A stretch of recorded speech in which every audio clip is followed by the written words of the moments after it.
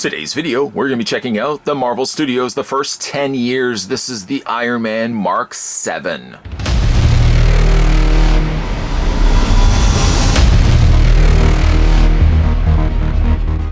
Equipped with a mighty vibranium arc reactor and enhanced flight capacities, the Mark 7 is a fully loaded rapid deployment suit built for heavy combat.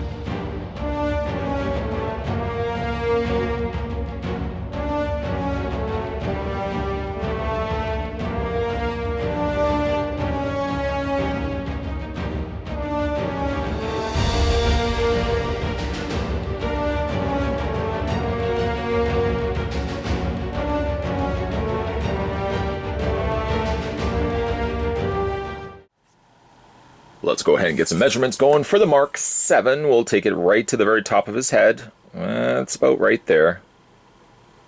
There we go. The figure stands exactly 7 inches in height. If you want to also convert that to centimeters, you're looking at 17.7 centimeters in height. To show you how the figure stacks up against, well, some of the other Marvel 10 Studio 10 years. There he is next to the Captain America. Now that granted would be Captain America from Civil War. Then we've got ourselves the Hulk from Age of Ultron. Kind of running our gambit through the different Marvel films. Just recently had a look at, also to come included with Captain America. There he is next to Crossbones, which I do feel, again, Crossbones a little on the stumpy side. Just saying. And lastly, but certainly not leastly, there he is next to the very large, let's even move the camera back a little bit, the very large Hulkbuster, also that came included with the Hulk, also from Avengers Age of Ultron. Iron Man comes with accessories, but the quantity of accessories is pretty grim. Pretty grim. He comes with one pair of repulsor blast hands. Currently he's got closed fists. I'll show you how to swap out those hands in a second. You can see the very obvious hole sitting inside the palm area there. And then also he's got himself the exhaust, which you could really multitask and use in different ports. For example, you can use them in the repulsor blast, giving you a repulsor blast attack. Or you can also take the same effect and tab it on the underside of his feet, giving him also the much needed propulsion to have him flying, which is pretty cool. One of the options, one of the ways I may likely display the figure. I kind of, though, dig having it displayed as repulsor blast than anything else. So I might actually just end up going that route. One thing's to note as well with these repulsor blasts, they never seem to come out of the packaging well. Ultimately, when I do get them out, what they end up giving me is these curly cues just on the sides there. You may have to just want to heat those up, as they are softer plastic. Can't really necessarily complain about it, because if it was a denser plastic, you would run the risk of these breaking right off. Softer plastic is definitely the route to go. Softer plastic ultimately means you're going to get a little bit of a curl happening right there. A nice translucent effect. Again, it's relatively clear on the end, getting progressively a little bit more cloudier as it gets to the base. So you get those. And then, like I said, you do get the hands. That's it, though. That's all you're really getting. And I would think, though, for it being the Marvel Studios the first 10 years figures, these are kind of like what you would be considering the upper echelon premium figures. And ultimately, he doesn't come with anything else. Would have been nice if he had actually included a Tony Stark head. Or at the very least, one thing I do want to mention is it does look like his... First of all, I want to talk about the quality here, the visor, the actual plating here on the front of his helmet. But it does give you almost the indication that that should remove. This could pop out, revealing a Tony Stark head underneath. And I don't think that be the case. Unfortunately, though, without me even trying to do so, the mask, the plate, is heavily marred. And I got this out of the packaging like that. It looks like it's just been chewed up on the top there. And unfortunately, the paint is a little rough around the eye area. I would be almost inclined to pick up a second one of these, just because the quality, unfortunately, on this existing one is pretty poor. Paint is for the most part clean here, but it just becomes disastrously messy on the side here. Not to mention, again, it looks like the dog has gotten a hold of it and just has gnawed away at it. On the plus, though, I do like the panel lining that they've given around the gapping in between the plate and the back of the helmet. I like that, and how it continues its way around to the front to give us a nice stark, no pun intended, black panel lining right around the mouth area there, or the equivalent of what the mouth would be. The blue outlining around the eyes is also a really nice touch. It does make it pop. Ultimately, though, I just can't help but overlook the bad state of affairs as I'm looking at just this marred, poor quality looking mask.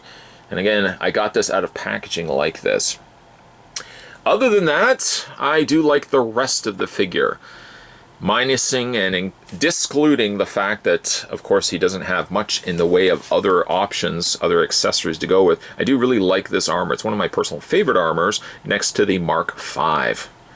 I do really like the Mark V quite a bit, but I really like the Mark VII. There's something so awesome about the way the upgrade of suit still kind of has that bulkier, not quite yet streamlined suit with what some of the armors that we would get now in the future movies. I kind of just like the nature, the design structure here of the Mark VII. Paint on him is generally pretty clean, actually. A nice combination of primarily red, which it's, again, not quite the most vibrant of red. It's kind of more like this marbling, almost ketchup tomato red. The marbling is ever more present here up in the neck area. You get a little bit of it happening around like the mid-torso area there as well, where you can definitely see like the wavering sort of colors there in that red. It's not quite a solid red. To the credit, though, I have to say that Hasbro's done a pretty good job of adding extra paint. Necessary paint that usually would get omitted on previous figures ultimately now gets in dosages, I would say, in spades. They give extra paint here on the silvering of his knees, the gold, a little bit of gold on the side, and of course he's got his aerial control flaps, if you will, which I guess really could be another talking point. They could have also put the thrusters there as well. There's really no connector points there. At the very least, they probably could have put like a hole right there. It would not have impeded the flap. The flap still could have been functional, but if you put the hole right there, could have tabbed it maybe just like that, made the pegs just a little bit longer. You could have also pegged those in there as well. I do like that this is a functioning component on the suit. It's a nice little added, kind of just a little, not quite an Easter egg, but it gives you like a little bit of a bonus, just a thank you for buying our toy. We took the time and did a little extra to it. Nice detailing here happening as well. A little bit of the silver there on the top. You get some nice silver on the top there as well, above on the areas of the flap. And you even get texturing on the interior of the flaps, places of which you generally wouldn't be looking. And as my responsibility, I feel the need to point out to you. Again, you almost got like a honeycomb sort of texturing on the interior of the flap. I really like that a lot. The figure is generally light feeling. It sort of is on par with some of the other figures that we're getting. Debatable, certainly, could be the type of plastic that they're using. It definitely feels a little on the lighter side, but at the very credit of at least this Iron Man, I don't find anything is really necessarily loose on him. All the joints feel relatively tight, even areas in which the arms are double hinged, for example. I don't seem to have any problems with relatively loose joints, so that's always a plus. There's nothing more a bit of a diaper stinker than when you got, you take a figure immediately out of packaging and you're graced with excessively loose joints. I mean, you can see kind of the starting point where these would be starting to get a little on the loose side, but they're still much more manageable than some of the worst states that I've seen some of these figures in. Well, let's run through his posability. His head rotates all the way around. It also hinges up and down. Gets to about there, let's say, before you have head removal. So it does give you the option to put him in a flight pose, if that is so much the option that you would want to go with. Again, it just basically works on a hinge, and then you've got a ball joint on the top of that, which really would be an ideal situation to remove this, not drop it, if you will, but remove it and replace it with a Tony Stark unmasked head. And sadly, that not be the case. Retrieving the head and replacing it back into the socket before I drop it again. Upper torso has a really nice, generous amount of ball joint action happening right there. Sadly, nothing in the waist. The legs do split out quite generously as well. I'm glad as fact Also for the fact that they've removed that horrible hinge joint mechanism that they used to do with the previous figures. You know the joints I'm talking about. The figure could move its leg, but to move the leg out this way, you would then ultimately have to rotate the leg to hinge it that way. And I'm glad they've actually gotten rid of that in favor of a ball joint as well. It just makes more sense. This, logically, as we point at Tony Stark's crotch, logically this makes much more sense and much more affordable as well. Like a ball joint, I can't imagine is that much more of an expensive joint versus say the likes of one of those awful swivel hinge joints. So glad they're going this route. But like I said, legs go forward, legs go back, legs go out. You also have a swivel point. I think you have a swivel point. No, actually you don't. I thought there might have been a joint right up at the top there. It's just one piece, folks. Legs have a double hinge, however.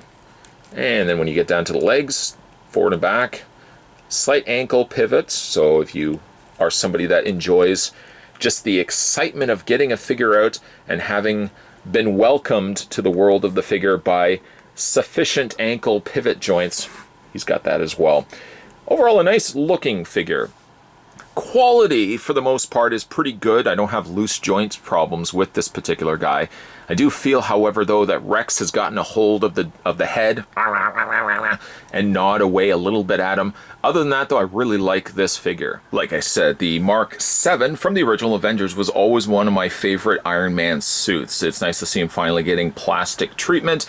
And even though I feel like he's slightly shortchanged with the amount of accessories that he could have potentially possessed, he's still a nice looking figure.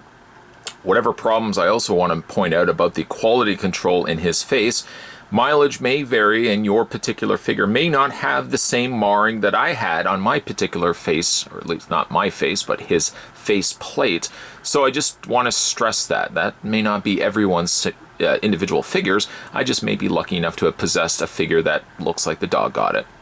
Either way, though, a really nice looking representation of the Mark 7. Again, one of my all-time favorite suits. It's funny about this particular figure, the fact that the popularity, I would imagine, still be there, but I think maybe there might be some exhaustion when it comes to Iron Man figures, and the reasoning why I say that is that I picked up a lot of these figures over at EB Games, and while they had one of every single figure, it seemed like the Mark 7s, they had a good 10 sitting on the shelf. Maybe just the quantity in which they're shipped to the stores, you get a little bit more Iron Mans, if you will, than the other figures, but I'm wondering if this particular figure may ultimately sit on the shelves a little bit longer, just because everybody has had a little bit of the Iron Man exhaustion.